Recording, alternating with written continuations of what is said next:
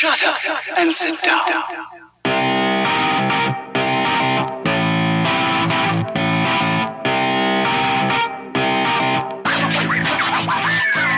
Welcome once again to the Shite podcast show. Mark and Ken. What's the story? On episode 160 of the Shite podcast show. I was going to say it feels like if anytime we come to like an even number, it's like a milestone. Even though we generally go for like random numbers. Yeah, like we're not too far off our, was it 204? Yeah, we're what 44 off. Yeah, oh jeez, you did it right. you have that written down somewhere. Yeah, I've actually a calculator in my hand. Yeah, so like it helps out tremendously. You'll hear like the paper going. It's just really old fashioned.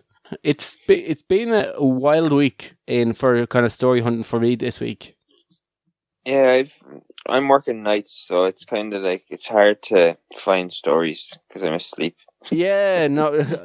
Generally, I've continued to do it. Just like cramming is my methods when it comes to story hunting. I wait till the last day, and then I force myself to find all the content throughout the week, and it adds a certain amount of pressure. But every week we come out with a show. But it's, generally kind of, in my end, it's usually rushed. Yeah, generally start like 2 or 3 days before we record. See, that's a smart thing to do. There's logic in that. You start building, at least then you're not on the last day searching for stories like half hour before you're meant to go on air to record the show. Which I've been. But we always manage to get the show together. And our cramming kind of worked. Well, my cramming kind of worked this week anyway. I think we've kind of got a good selection of stories. Yeah, it's not too bad this week. Yeah, so I'll do a quick run order for our listeners. So we'll be talking about Russian Jesus, starting off the show with, and how he might differ from the previous Jesus. And we'll be talking about a man who slipped on a tomato and lost a leg. Yeah. We have Idiot's News. We're talking about genes, teachers, as well as what other stories do we have for Idiot's News? Tattoos. Tattoos. Yeah. Oh yeah, Generation Z are back in it again. We talked about them last week, and this time is around Generation Z and tattoos. We also be discussing whether or not we tell anybody if we won the lotto or not. So that's really interesting one, I feel. I think that's quite juicy because... Is this your way of telling us that you won the lotto? Yeah, this is my way of breaking out. To say, tell out everyone, I'm now stinking rich, is like, I come on my podcast and tell them that way. That way, all my close friends and family would definitely still be in the dark. They wouldn't not be any the wiser, but the only people who would realise is our fans of the show. Yeah, you're going to get a whole load of emails now. Just, I don't know if we're recording. For fuck's sake. Oh, we are. leave that in. Yeah. Usually what it does is it follows along with the recording. So as you go on, it keeps up with the recording. Yeah. And for some reason this week it's not. It's wherever you leave the kind of bar, it's just staying there. It's not going along with it. So when I looked at the recording, I didn't see it move. All I seen was stationary line. I'm like, oh, did I accidentally pause it or something? So yeah, that's going to be interesting. Every time I just check my volume levels, I have to scroll up to make sure that it's actually still recording.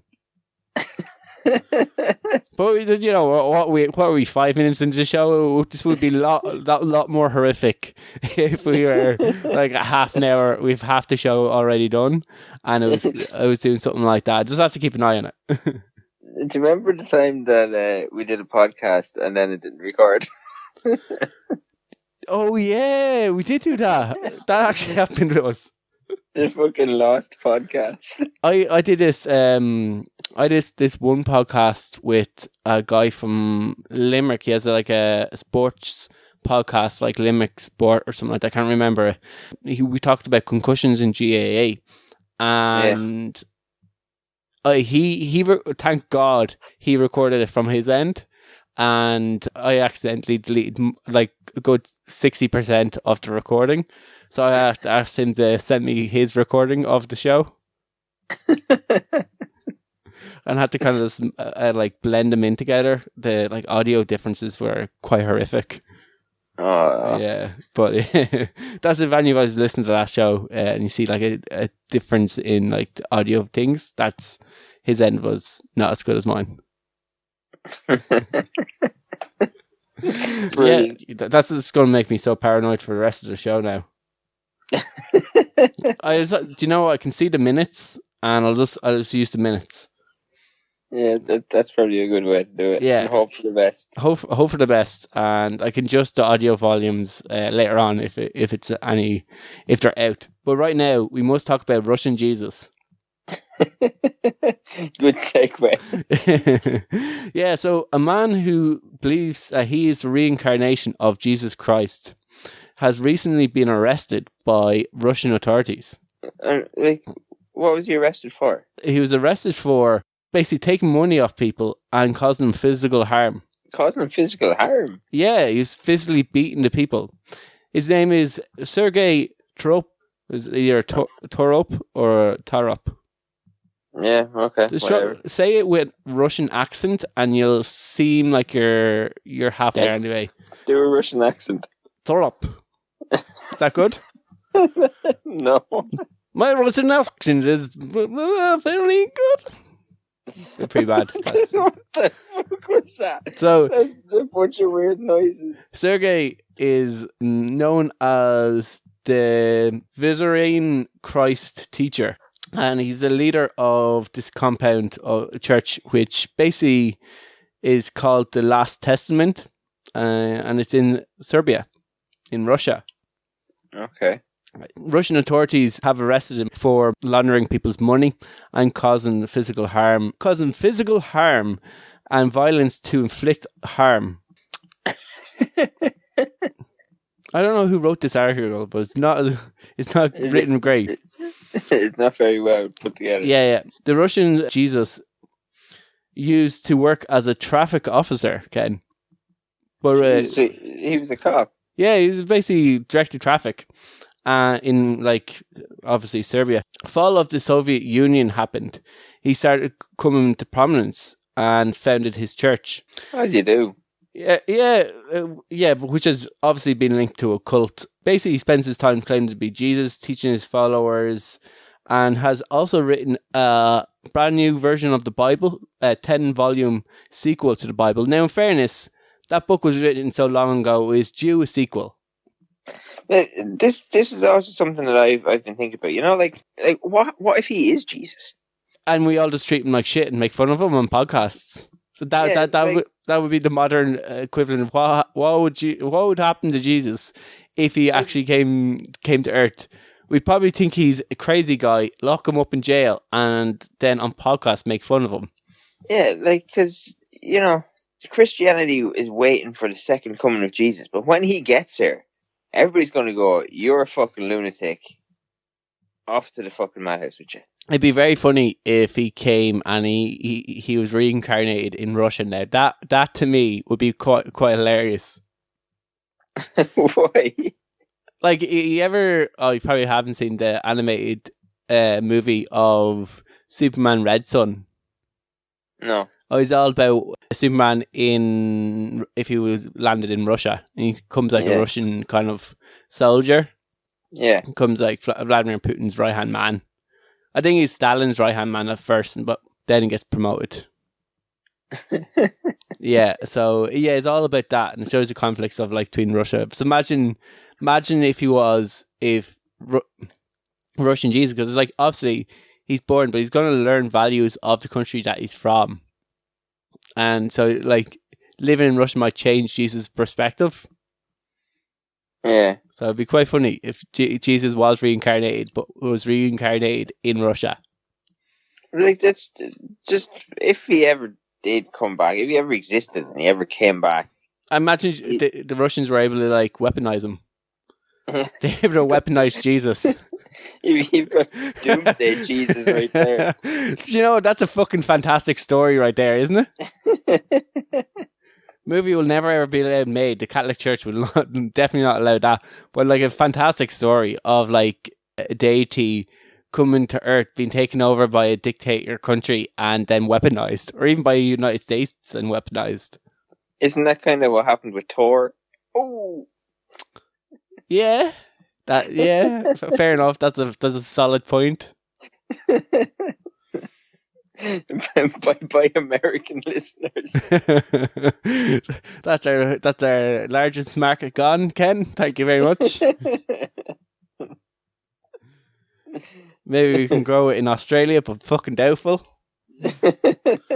Well, they're all locked in their houses anyway. They fuck all to do other than listen to pure shite. You'll have to do your Australian accent for them all. I only can do water. That's literally my like, and maybe cunt, but like it's only water. It's the best one though. Yeah. The story's even funnier though. Have I told the story before? I'm not sure. Well, I'll tell it real quick. I don't know how we get back onto Russian Jesus after this, though. But basically, I was in Bali, and there was an Australian. There were like two older couples in Australia in their 60s, and one of the women in the group had like a stereotypical Australian name that I just can't think of, but like Sheila. There's something like Sheila. It would be like that kind of stereotypical if it was like an Australian name, but it was like something horrendously Australian.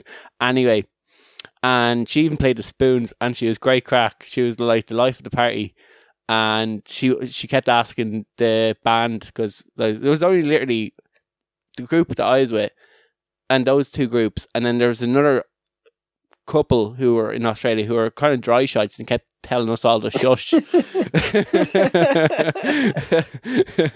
And she kept asking the band to play Smoke on the Water, and I used to think I could say Smoke on the Water in the Australian accent, but smoke is just my ordinary accent and water is in the Australian accent. So yeah, that's that story. That's how I can say water in an Australian accent. It's not even that Australian, is it? Ish. Yeah, ish. No, it's not too bad. It's better than your other accents. Yeah, do you know, I kind of feel like I need a traumatic experience to happen in order to relate the accent. Something traumatic has to happen in my life in order for me to be able to speak a certain accent, and generally is either a phrase from that. Like, I'm not being racist or anything, but the only like Northern Ireland accent that I can solidly do in a Northern accent is "I'll shoot your doggy."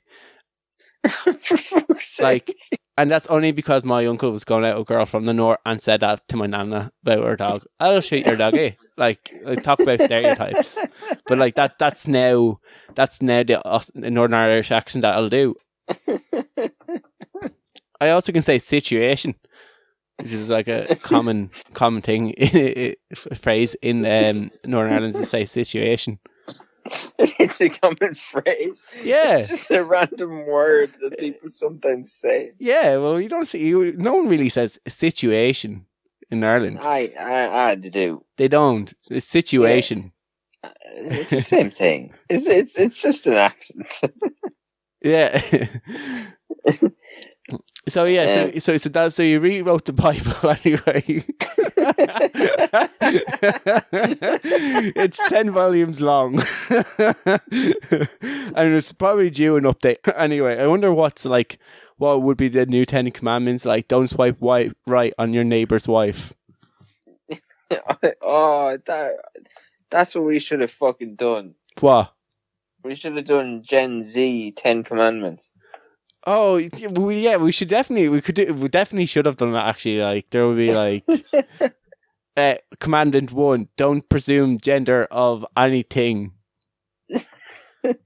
Segment 2, like, all science is right, except when it goes against our leftist beliefs, then we can make up our own, like science. Yeah, we should have done that. Yeah, we could easily do. thou shalt marry gun. Thou shalt marry gun. Yeah, so like having the commandments. It's like I can marry my gun because remember when they tried to ban the gun, that type of gun, and then there was people in the US marrying their weapons. Of course they were. They're like automated weapons. They tried to ban, so they like what's that like zombie killing gun, AR-15. Yeah. Yeah, they just started marrying their AR-15s. That's America. God love you. I just love them. They're like that crazy uncle that you have. They only see at Christmas. They're like, I don't know, fuck. Anytime you ask your ma what's happening to them, and they've done something to themselves. Oh, well, they're in hospital again. They've sawed off another toe. They've only 3 left. Like, oh, Uncle Pete. Anyway, the operation to arrest Russian Jesus involved 4 helicopters, 12 buses, an ambulance, and men camouflaged with combat weapons. Jesus, so like... Obviously, they were expecting shit to go down there. We're not taking any chance with this cult. He had claimed that he had over 1,000 members, part of his cult. So maybe that's why. And he actually was. His religion was officially recognized by the Ministry of Justice in Russia. So he was a recognized religion in Russia.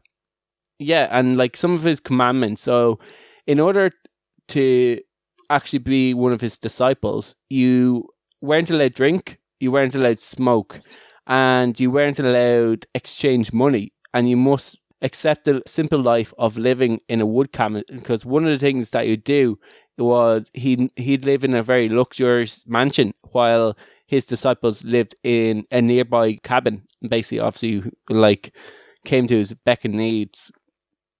But my God, man, I'd always say this, I'd love to have a cult. I'd love to start a cult. I just think it would be great crack. Well, you're a purple belt. You could technically open your own gym. I'd be halfway there, wouldn't I? Like, that's all you really need. Yeah, but jiu-jitsu people are generally poor. Yeah, but like generally, like jiu-jitsu is very cultish. Yeah, it is very cultish, but like it would be very it's all easy about that fucking money. It'd be very easy to like swing it into a cult. It would be very easy to swing. Some people might say it's already swung into a cult. Yeah, well, depending on the gym you train at. Yeah, well, I think all gyms are a little bit cultish. Yeah, all gyms are a little bit cultish, but like there's some gyms that are very cultish. Yeah. Now, along with Russian Jesus, I know we just keep bouncing from different topic about this story.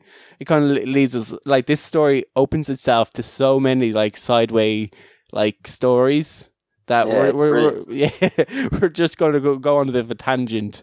You just have to hold on, people, and eventually we'll get to the destination.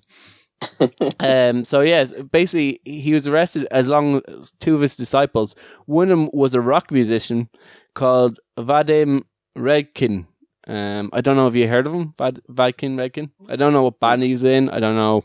Didn't say this. Never heard of him. Yeah, so him and Russian Jesus were basically arrested along with some other lad for obviously beating their like people in their cult and taking their money. Russian Jesus is a bit of a dick. Yeah. Like, he's definitely like reinvented himself and became a lot more capitalized. But you never know, like you know, back in the day, like Jesus might have been the same. Yeah, we just don't know.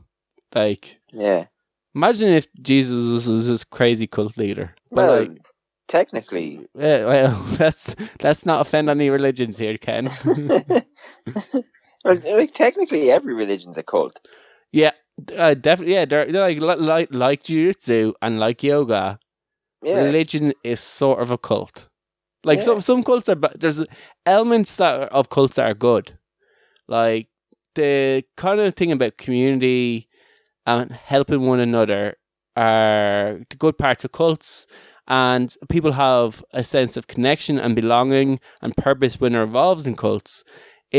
And support. They feel like they have a support network around like friends and like-minded individuals. The bad part is where they take all your money force you to let them have sex with your partners or have sex with themselves. Yeah, like, isn't it funny that when like a cult isn't as extreme and it's kind of considered as a good thing, we call it a club.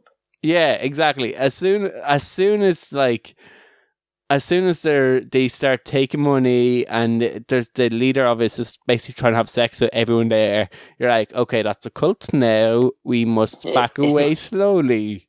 Yeah, it's basically once whoever's leading the club is a fucking lunatic. Yeah, it becomes a cult. It becomes a cult, and you're like, okay, this has got weird now. Let's leave. Or a lot of people don't say this has got weird now. A lot of people like are blinded by the weirdness. Like, yeah, we're just talking about it in our club, our new club that we go to now. We used to have a ceremony where we used to whip people after grading, and it is a tradition in jiu-jitsu where after you get promoted that you whip one another. It's kind of a, I don't know, it's definitely, it's not as common in Ireland as it is in other parts of the world. And I know I think parts of the United States it's actually even banned. You can't whip people. But like in Brazil, it is quite common. And in other parts of the world, that kind of ritual ceremony of whipping, like, and if that was a cult, if we were reading about like, oh, what's that fucking Scientology, that in order they got to a new level in Scientology, people whipped them, we'd be like, what the fuck is wrong with those people? But like, both me and you both gladly did this whipping thing for like, I did it like 5 times. And like during and I never seen nothing wrong with it until like I always thought like, oh, it's kind of make you feel like you went through something. It's like the last stage of you turning a different belt or getting a promotion. Like, the thing with that as well is like, the first twice that I did it, it wasn't optional, but then it became optional. Yeah, like it was more acceptable when it was optional, but when people are forcing you to get whipped. Yeah. And I know some people, I remember there's a few people I used to duck out of it every single time. They're like, fuck that, I'm not being whipped. And I used to sneak out. But like some people were super like, oh, like they would rat you out if they seen you trying to get your bag ready to leave. Like they'd be like very much, oh, you can't leave, you have to go through this. You're like, I don't have to do fucking anything. Like I actually never really minded it. Like, well, the first time I did it, like I was like, oh, I don't want to do this. But when you do it, it's like it's not actually that bad. Yeah. Oh, when I first did it through my white belt, it was awful. Like, and maybe it's just because everyone else there was higher belts and they'd already been through years of whippings, like really hard whipping. So it was like less. And I think if you're been through that stage where you've been whipped quite hard, when it comes up to grade, you're like, oh, I'm gonna whip this person good. But like, when I used to beat the shit out of like only the people that like I was regularly like using as training partners. Yeah, exactly. People I actually either respected or I liked in training, I'd whip really hard because you knew that they were going to do it to you. Yeah, anyway. Exactly, and you knew your time was going to come. Like I remember at one stage we only did a small grading, and I was the second highest belt other than a coach. So I was at like the 2 highest belts stand either end. And you basically send them up. So I remember I took great pleasure in smacking the person at the end of it. But like, I remember that. But yeah, it's weird. Like when you tell people like who do jiu-jitsu who don't go through the whipping thing, they're like, "What?" Yeah, like what's wrong with you? After I got my blue belt, that grading and stuff was like fully recorded. And I remember showing people the video of it, and they're like, "Why the fuck do you do that?" Yeah, no, like I remember I posted after I got like a white belt 4 stripes, and I was I posted a photo of my back. My sister and her friends were in the kitchen, and I was telling them about my about the grading, about you go through the whipping thing, and I showed them my back. Now I didn't see that at this point. And my back was so bruised that they took a photo and showed me. And I was like, oh, holy shit. And I posted it on I posted it on Facebook, and people are like, Passion of the Christ, what the fuck's wrong with you? What happened to you? And I was like, I got a grading. And they're like, are you going to ring the guards? And like, even I went into, I was doing kickboxing like a few days later, and like we used to change on the mats in kickboxing, and I was changing into my clothes, and someone see my back and he said, what the fuck happened to you? And I was like, and then I told them, they also thought it was like fucking weird, and I was like, it's just a thing. We low kick people. It's just normal. Yeah, so like, it's kind of weird. Like, they have certain rituals, and on the outside looking in, it seems like a fucked up thing. But when you're in it, it just seems normal. So I can understand how cults, like how people stay in cults and don't realize they're in cults. Yeah. So that's how a Russian Jesus developed a cult and got arrested for like taking people's money and beating people, which I'm pretty sure a lot of people in that compound probably found was the most normal thing in the world, as us two victims over here talking whipped was as well. Yeah, like it was perfectly normal. Like I think I'm gonna miss it. Yeah, there is a part of me like that. Yeah, if whenever the next time I grade in jiu-jitsu will be like that I kind of like the grading. Some people hate the grading day part of it. They feel like once you reach the belt level, the coach would give it to you on the day he feels like whatever day he's like, I think he's whatever belt, I'm gonna give it to him on a Tuesday. But I think that kind of like that like.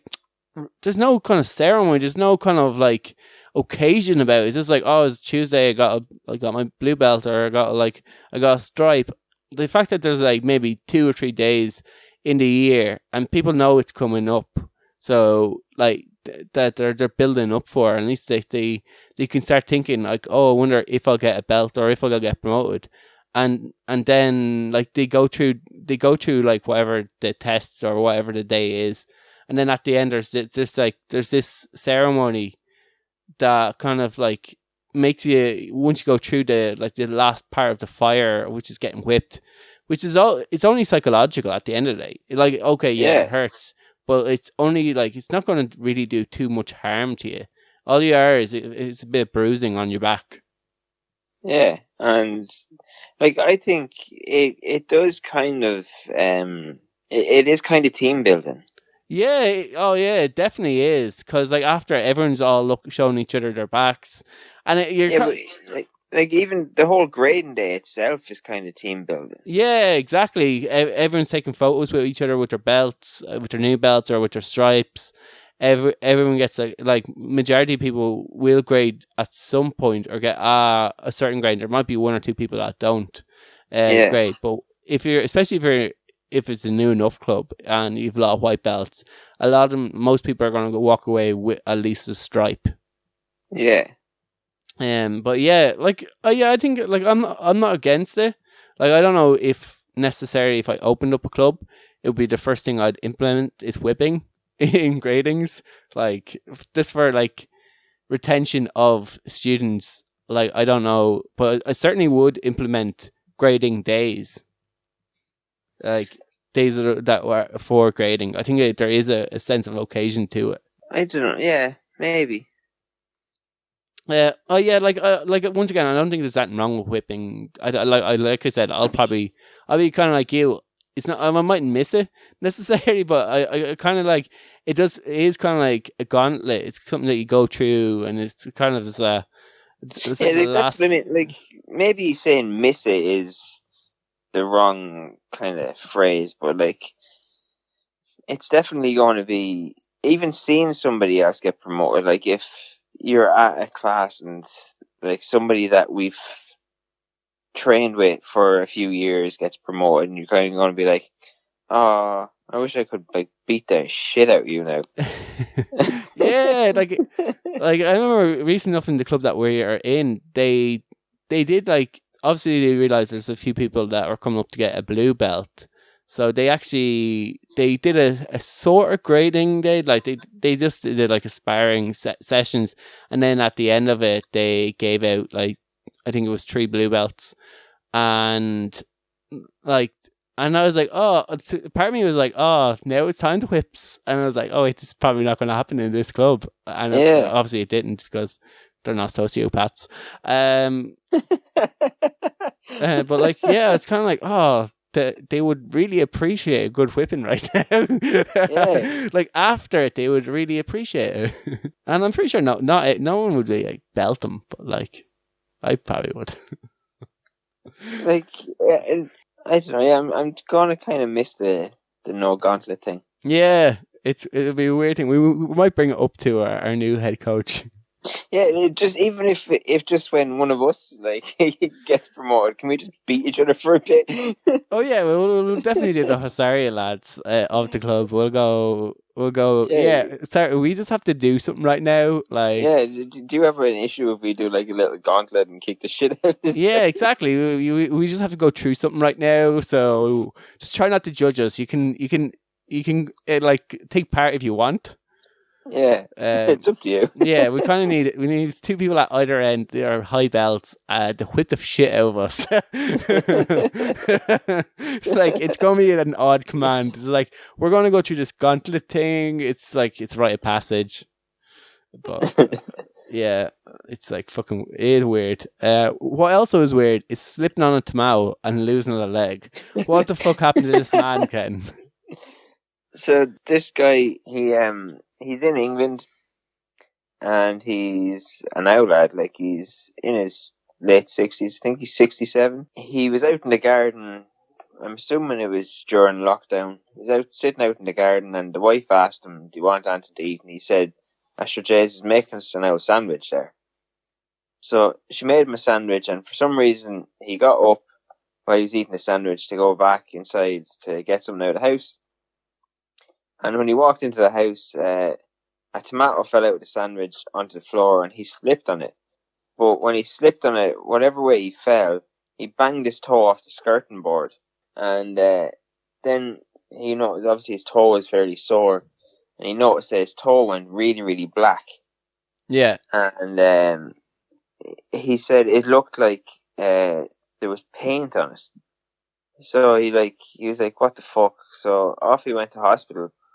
And they x-rayed his foot and found that he had fractured his toe. So they like strapped him up and sent him off home. And then the rest of his foot started going really, really black over the weekend. So he got worried about it and went back to the doctor. He said the next thing he remembers is waking up in hospital after 4 days in intensive care. And the doctor told him that there was like blood clots in his foot and in his leg. And basically they were going to have to amputate his leg from the knee. How did it happen? Like, how hard did he hit that fucking skirting board, first of all, that he fractured his whole foot? Yeah, it must have been fairly hard. Yeah, like, did he say there was prior injuries or underlying stuff that obviously maybe his foot was a bit weaker, or this is just like his foot was completely fractured from the like blow to the skirting board? It didn't say. It just said when he fell, he banged his toe off the skirting board. And that caused, obviously, him... And how far up was it just, like, from his ankle down he had to get amputated? Or was it, like... No, from the knee. From the knee? Yeah. I wonder why they picked the knee. Whatever way the blood clots had moved around his leg. Oh, shit. Yeah. Oh, yeah, obviously, when they bandaged it up, there was probably blood clots. They probably didn't treat. But I don't know how you treat a blood clot, really. Blood thinners, I think. Oh, really? I think that's what they do, yeah. Yeah, that's nasty enough. Like, I wonder how regular stuff like that happens. Well, I remember I was in work once, and I got a finger caught in a door. And... Just a lad with me, we were only really getting started, and like we didn't really have a medical kit with us or anything like that, so we didn't want to stop either. And like it was only like I only thought it was a cut finger, so we got plastic we found in the back of a truck, that you use to wrap kind of shit. That we found in the back of a truck. Yeah, I think we wrapped like the finger just to stop the bleeding with like dirty fucking plastic thing and like tissue that we had in the van, and like fuck it until we get home, and put like a dirty glove back over it. So it was pretty bad when I got home, but all I did was like wrap it in like plasters, and then just forget about it and hope it goes away. And I end up getting like an infection in my finger, and I had to get my fucking nail pulled off. And sick. and now even like the finger that happened to it, there's like a black line, there's a black mark that just won't grow out of my nails. So, and it's also grew back weird. It's like if you rub that nail, it's kind of like lumpy in a certain way, whatever way it happened. Like it's still kind of like weird. If you looked at my fingers, you'll see one of the nails has this like black dot in it. That just no matter how much the nail grows, it won't grow out. Like sick.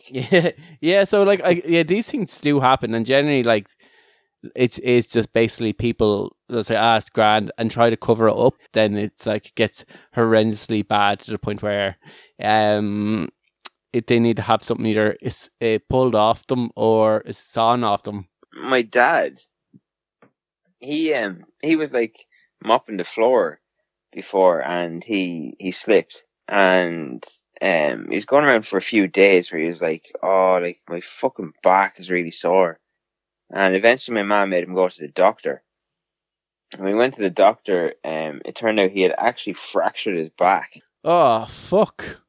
Yeah, and like that was just like literally, he just slipped on the floor. Like he had to spend like, he spent a couple of months in a back brace. Jesus Christ. Yeah, it's always like the small little injuries that like actually do you over. Yeah, that's unfortunate. And it's unfortunate for your man having to get his leg amputated. There's also a few more unfortunate people, and they're unfortunate because they've fallen into our brand new segment, Idiots News. We need to work on that. Yeah. What's the song? Oh, it's like idiots, hey idiots. It's, I don't know, I'd have to listen back to whatever song I created a theme song on.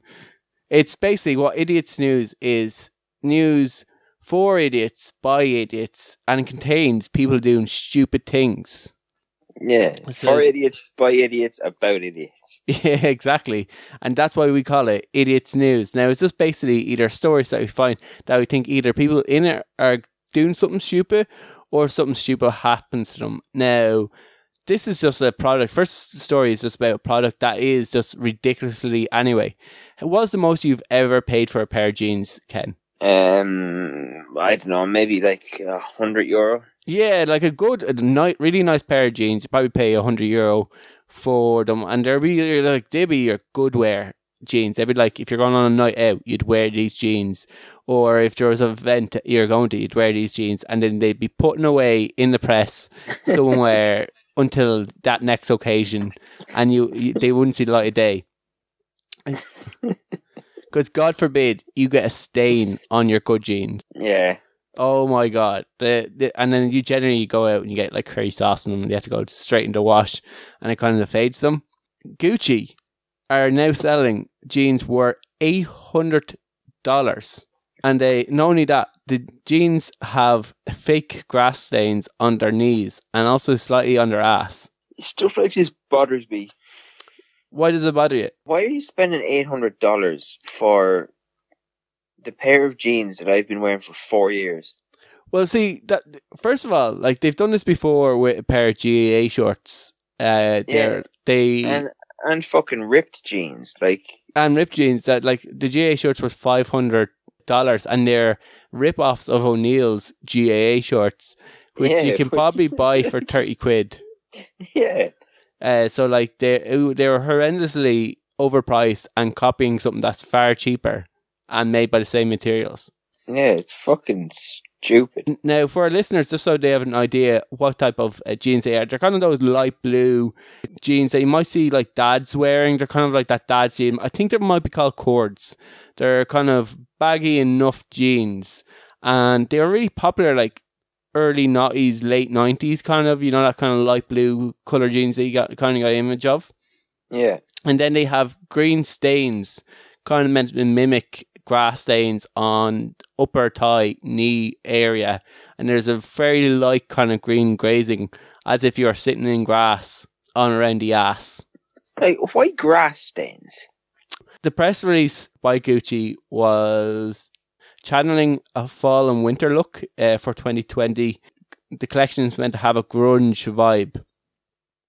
A fall and winter look, but your fucking fall and winter grass has gone brown or covered in snow. So what the fuck were you getting grass stains from? Obviously, this could be more of a summer spring thing. Yeah, obviously, could be somewhere else in the world where they might have slightly milder summers. Yeah. Bastards. Yeah, so it's a wide leg denim and has organic cotton, especially treated, and the jeans themselves are deliberately have grass stains in it around the knees to give the illusion of that the wearer was up the kind of adventures or up to no good and have gotten their good pair of jeans all dirty, if you know what I mean. Spend a bit of time rolling in the grass. I wouldn't buy them. Yeah, but like where in reality they cost the same price as a mortgage payment and would fall under the term of good wear jeans. Well, that's if they weren't covered in grass stains. Like, so these like $800 pair dollar jeans, like generally would be reserved for like what we class in Ireland as good wear, as like your Sunday best. This kind of stuff that you wear on a special occasion, except you can't wear because it's covered in grass. You're not going to go anywhere that's really nice with a grass stained pair of jeans.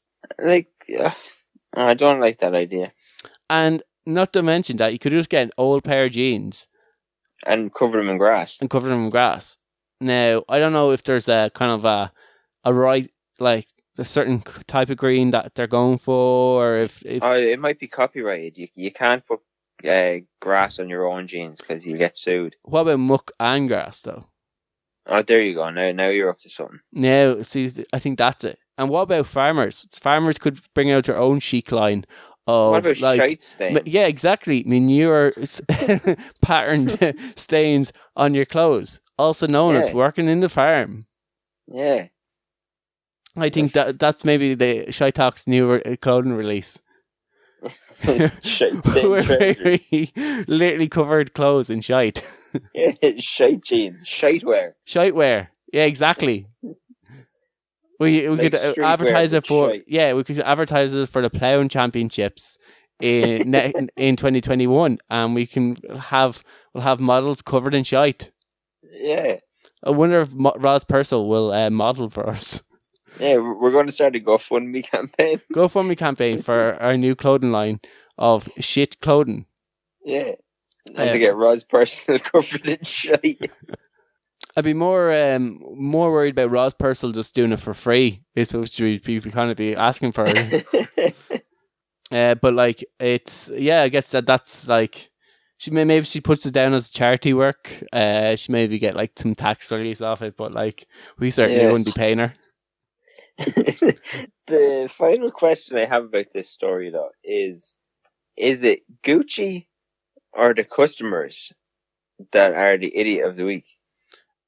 Well, whoever buys it is definitely is eligible to be an idiot of the week. That's what I'd class it as. I just think the idea of the idiot part of this story is the fact that you're going to try to sell grass stained jeans for $800. Your jeans for $800 alone would be kind of stupid. So Gucci technically would fall under that banner, but it's the idea of you trying to sell something like jeans for like I said, a mortgage payment. It's madness. You have another weird story about Generation Z. Yeah. We've really been shitting on Generation Z lately. Yeah, they appear in a show after what were we saying? They're afraid of full stops. Yeah. And we've just been finding reasons to hate them ever since. It's always, in terms of generations, we always punch down. It's the only time in society that's acceptable to punch down. Anyway, so Generation Z is my pick for Idiot of the Week. Yeah. And the reason is there's a trend on TikTok at the minute where they all decided, well, not they all decided, some guy decided to start this thing and it's getting steam and there's a lot of people doing it, where they get a tattoo to signify that they're part of Generation Z and all the stuff that they've had to go through at the minute and all this shite. And at first it looks fairly harmless. It's the symbol is a Z with a horizontal line going through the middle of it. But it's been pointed out that this symbol is called a wolf angel, and it's a symbol that was used by the Nazi SS. So there's just a bunch of Generation Z people going around with neo-Nazi symbols tattooed on them now. Yeah, which is hilarious. Yeah. In a sense, because like a lot like the far left are doing kind of like Nazi-like stuff, which is like forcing people to raise their fists in their hands and forcing people to do these like weird things. They even like around like the trans community where they're like trying to shut down any debate about the trans other than stuff that they say is fact, even it's based off no fact and goes against biological fact. So like this is it's just kind of, it is funny that now this generation have actually adopted a former like nationalist Nazi nationalist symbol. Yeah, like it's crazy, like. But in their defense now, and like this is a lot of the Nazi symbols were taken from something out and then obviously destroyed. Even the swastika, it came from India and it was meant to have like, I don't know what the former meaning of it now, just means like obviously Nazism, but like there's like architecture around Britain and around loads of places around the world that have Nazi symbols. The swastika was a Hindu symbol before that, and I don't know what the actual meaning previously was, but it's meant to be like a good luck thing or something like that. Obviously Hitler liked that symbol and actually took it from the Indians and made it into like the known symbol that it is now. But like, I don't know if the wolf angel previous to being a Nazi symbol had a different meaning that they could maybe just try to like take back off the Nazis. Well, like, I'm assuming this trend started in America. Yeah. And, like, reading the article, apparently it's a fairly well recognized thing in the US that this is a neo-Nazi symbol. Like, it's fairly well recognized that, like, it's right behind the swastika. Well, I always thought right behind the swastika was that lightning bolt with red background. Yeah, I don't think too many people really. Well, maybe, I don't know. Maybe they do. I don't know. But like, neo-Nazis groups like use this on flags apparently. All right. Yeah, not that I imagine 20-somethings know what neo-Nazis use on flags. I wouldn't say a huge amount of them are educated. But like, you know, this thing could have started on 4chan. Where somebody did it as a joke, where they took it like a Nazi symbol and started a movement as a joke to see how many people they could get to use or get to get a white nationalist tattoo. And that now, and then obviously people actually, it starts catching the momentum and the people come and go, ha, gotchas, kind of a thing. Because you know the feminist thing about not wearing tampons and just like not being embarrassed about your period, so they just refuse to wear tampons. That started on 4chan. That was a joke that actually got taken off by certain type of extreme feminists, and there's certain feminists now out there that do not wear tampons because of this, and it was started as a purely as a joke. Oh, our show is getting very controversial. This is definitely like one of the more controversial shows that we've had. I have never heard of that. I get into these weird kind of like, I listen to too much podcasts, to be honest with you, and I always hear random facts and just take them as facts. This could have been all full of crap, as far as I'm concerned. I'd say your search history dodgy as well. Oh, fucking is dodgy. What also is dodgy, though, is teachers in a certain country who were after like a Teacher of the Year award before the winner was announced, came up and rubbed a statue that was in the shape of a dick.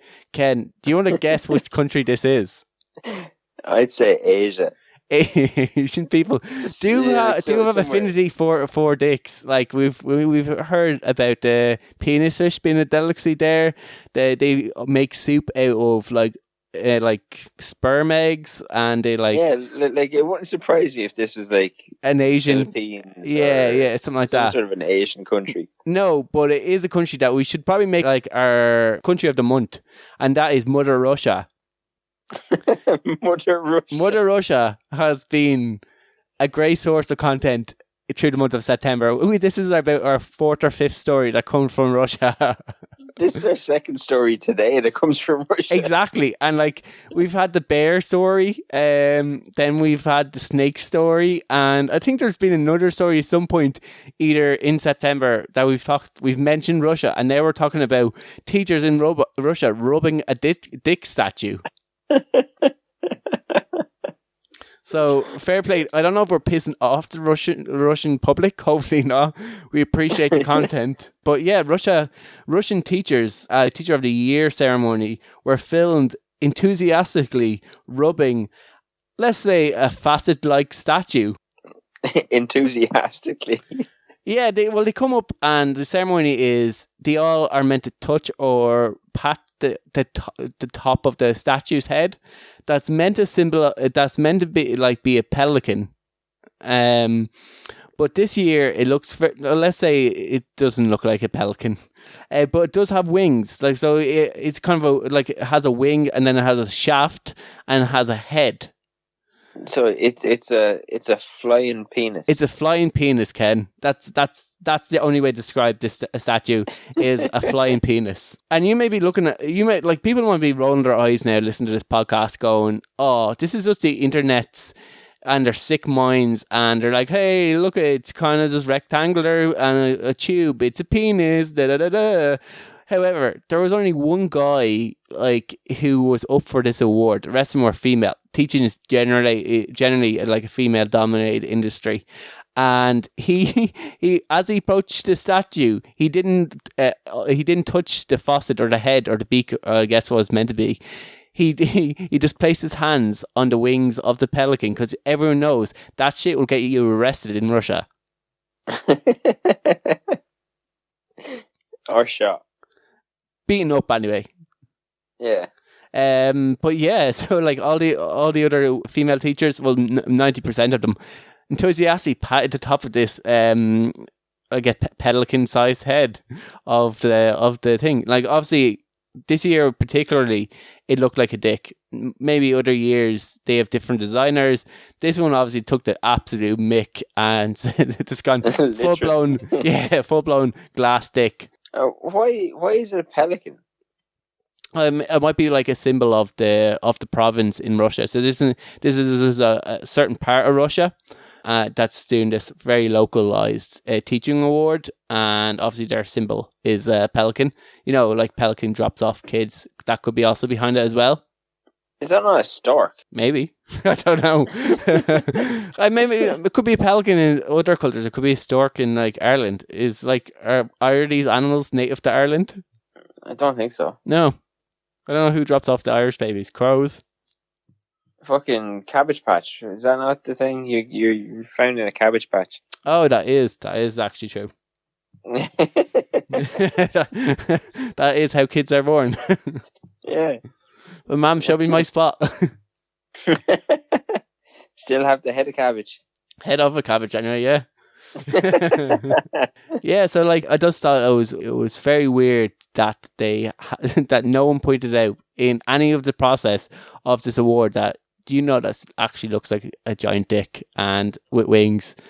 And yeah, that's our kind of our penis story. Our final story is about, would you tell anybody if you won the lotto? Ken, what about yourself here? Would you let it known if you won the lotto? Like, see, I've thought about it. I don't actually even do the lotto, but I've still thought of what would happen if I won the lotto. I think everyone has thought about it at one point. Like you, like I do not play the lotto. I might very, very rarely I'll do the lotto. Like I'll go, sure, I'll buy a ticket. It might be worth like 100 million or something like that, or 50 million. I might go, I'll chance my arm. But like very rarely would I ever do the lotto. Yeah, like I don't really see the point. But what I would do if I won the lotto, I would not tell anybody outside of like my immediate family. Yeah. And I like people always say, "Oh, I quit work and stuff." Not too obvious. So you continue to work in your job? I'd keep working. I'd either buy or build like a nice moderate house that people don't know you don't have a mortgage for. Yeah. I would buy like a nice... Eddie and your wife would know about. This isn't like somewhere you're going to like get a foot massage. Yeah, like you know, my immediate family would know about it. Yeah, yeah. I would buy like a normal, like, again, moderately fancy car that people don't know you don't have a car loan for. And then I'd slowly I'd maybe reduce the amount of days or something that I work. Yeah. Slowly though. Like I'd maybe give it 6 months and then say, here, look, can I work less days? And then, but the first day that something happened in work that I got really pissed off, I'd be like, I'm fucking out of here. Good luck. Yeah, which would probably be like day one after you win. You're like, I don't need this. Fuck this. Yeah, I'd just be like, fuck off. Yeah. Yeah, I think, like, personally, I think it's like the amount of money you win. Obviously, if you win, like, let's say 2 million now, you're probably, like, is a life-changing sum of money to win. If you had a mortgage, you could easily pay it off, or even upgrade your house. Probably sell your house, or even keep it, rent that out, pay off the mortgage and buy a new one. You probably could do stuff like that. So and be able to, like, go on a few nice holidays. And you probably could, like, go about your life where, like, obviously you're not really going to be able to quit work, or at least you could quit it for a few years. But like eventually that money's going to dry up. 2 million is probably, like, for anyone in their 30s, probably not going to last them unless you're very, very, like, strategic about how you spend it. Even at that, like, it's not going to be a lot of money to live off until, like, if you live into your 80s.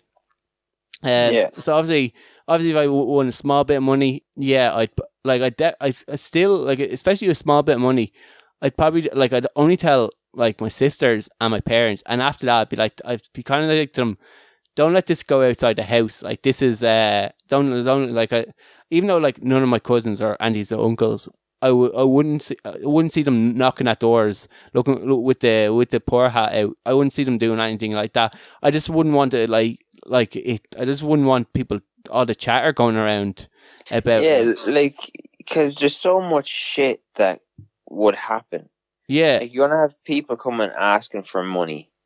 You're running the risk that, like, somebody is gonna, like, break into your house or fucking kidnap your fucking sister or something to try and get money out of you. Yeah, no, like, this, like, obviously this is something that we're actually going to look at in a bit. We have, like, 2 stories of people who went 2 very different ways about after they won a lotto. But yeah, you will be nervous, and people will see you differently if you did win lotto. Like, the leader, maybe to go, oh, he's very tight with his money. Like, he hasn't bought himself anything. He's bought himself that shitty little car, or he hasn't done anything. Look, he must be very tight.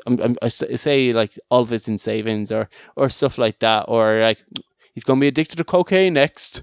That kind of thing, you know, like, he's it's going to go to his head, and like, any change in your personality at all, they'll blame on the lotto. They'll be like, oh, the money's gone to his head, or anything. But like, you know, logically, winning that amount of money is going to change your way of thinking to a degree. You're going to have to be thinking, well, I can't let too many people know how much money I've got, because it's going to be fucking ridiculous.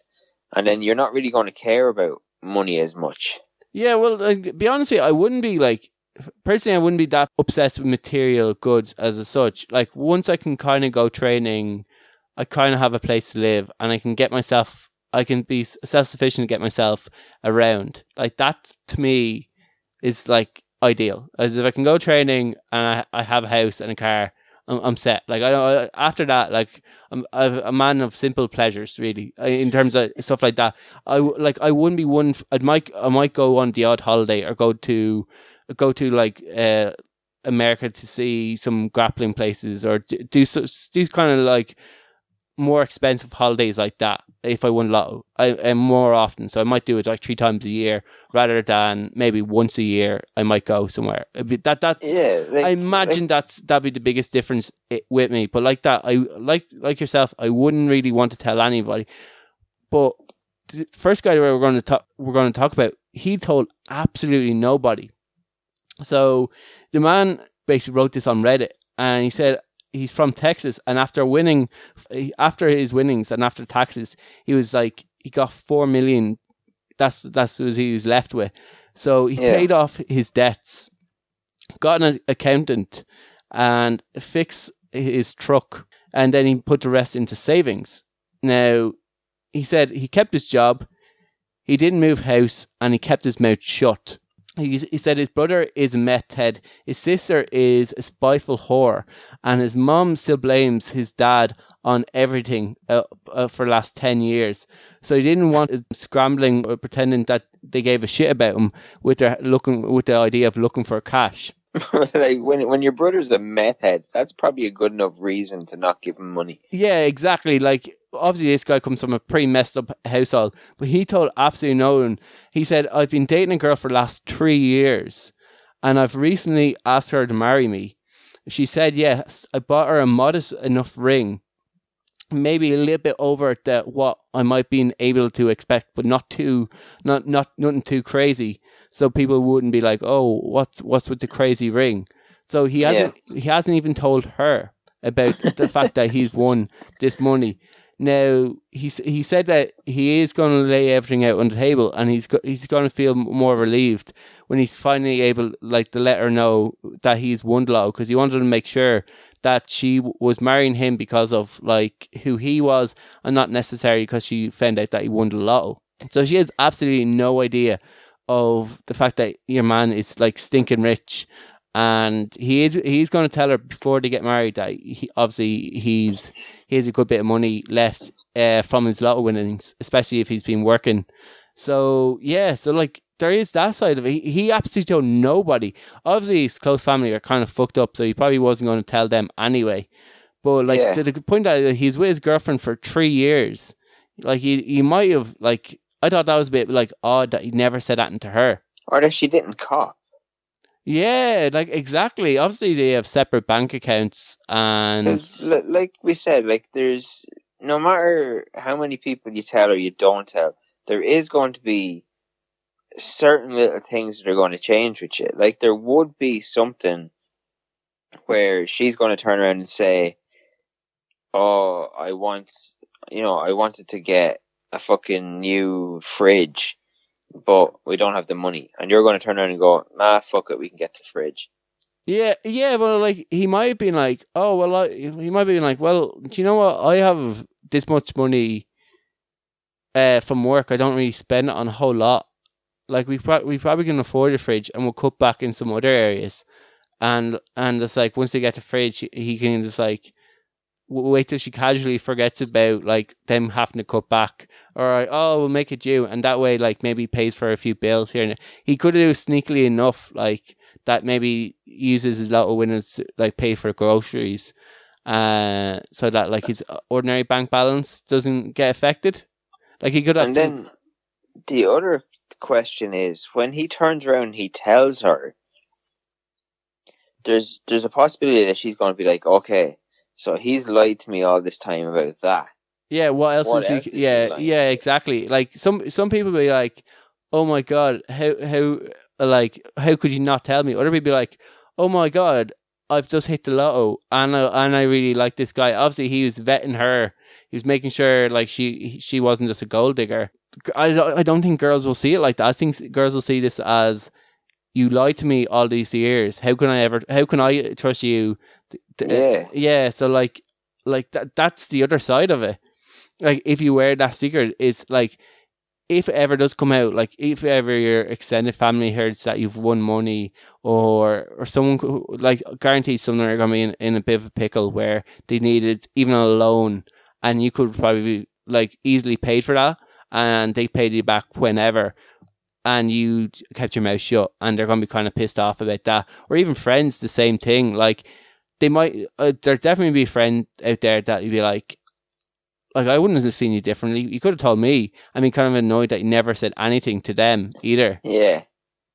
There is that stuff. If it does come out, people might resent you for not telling them as well. There's another guy where he obviously did tell people, and it went horrifically wrong. His name is William. He goes by the name is Bud, and he won 16 million back in 1988 Pennsylvania lottery. And a year later, only had $1 million left. Jesus. Yeah, by the end of it, he wished he said he was a lot happier off if he never won the lotto at all. And obviously, there's a lot of people who win lotto who get either addicted or like their life just turns to crap after, or they get money in their life. His former girlfriend or his ex-girlfriend successfully sued him for a third of his winnings. So she got like... How the fuck did that work? Obviously, maybe they had a kid. They broke up. He mightn't have been paying maintenance, and she might have like cranked up what the maintenance actually was and asked for a third of it. Could be something there. It could be like she might have claimed like he did something, or that she paid for a certain amount of things and was owed this in compensation. I don't know. She managed to get a third of his money. Brother was arrested for allegedly hiring a hitman to try to kill him, hoping that he would inherit some of the money if his brother died. And yeah, after sinking money into the family business, he gathered up a lot of debt. He was also arrested for firing a gun at a person after a bill collector came to his house.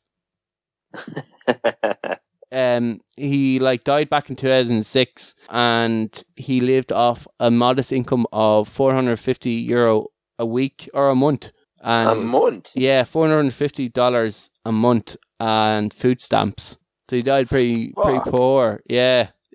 And like 16 million, like back in 1988, with interest and all, that would have been a life-changing sum of money. Like you were looking at that, like I can live fucking comfortably for the rest of my life. Like I could spend quite lavishly and still have enough money to like maybe any kids that I have would inherit quite a good bit of money. Like 16 million was like unheard of wealth back in 1988. That's mad. Yeah, that's absolutely insane. He did tell people that he won the lotto. And yeah, his girlfriend fucking sued him. His brother tried to kill him. He sank a load of money into like a shit business and like nearly died. Fuck's sake. Like, I just looked up. It was 16 million, wasn't it? Yeah. I just looked up how much 16 million would be in today's money. And it's 35.2 million. Yeah, like it is like that is a very, very substantial amount of money if you won. And yeah, but like if you won that big, like 50 million, 100 million, like that obviously is money that like you're not going to be able to spend in your lifetime, or at least it'd be very, very hard. To the point where you probably could afford to pay off a person or two's mortgage for them. If I won that money, I might like casually paid off like family members and like mortgages, and I'd be like, okay, keep your mouth shut. I'd still tell them to keep their mouth shut. Like, yeah, I wouldn't. Like, I would literally, I'd tell my parents, my sister, and Aideen. That would be it. Yeah, I wouldn't tell my fucking nanny. I wouldn't tell my uncles. I wouldn't even let Aideen tell her parents. No, like I said, other than my sisters, my actual parents, I probably wouldn't, like, after that I'd be kind of like, here, look, like, if we have to sign a non-disclosure agreement, you're going to have to sign a non-disclosure agreement here, but like, I don't really want this going on, because I will, like, especially that sum of money, like, people feel like it's money that you'll never spend, you'll never get through, and so they feel like, whatever problems in their life, it won't be like, how can I solve this? It'd be like, oh, how can I get such and such to pay for this for me? And that's all you'd be seen as for pretty much the rest of your life, as like a free cash. It's like, here's a guy with free cash. I want to fucking tell fuck all people. Yeah, it is an interesting question. It'd be also interesting to know what our listeners, how they would react if they won Lotto. So maybe they can get in contact with us and we can cover what our listeners would say if they won a large sum of money. And we'll get back to maybe later on in one of the other shows. But right now, I think we're out of time. And we'll be back next Thursday with Shite Talk Podcast Show. Yeah, see you later. See you later.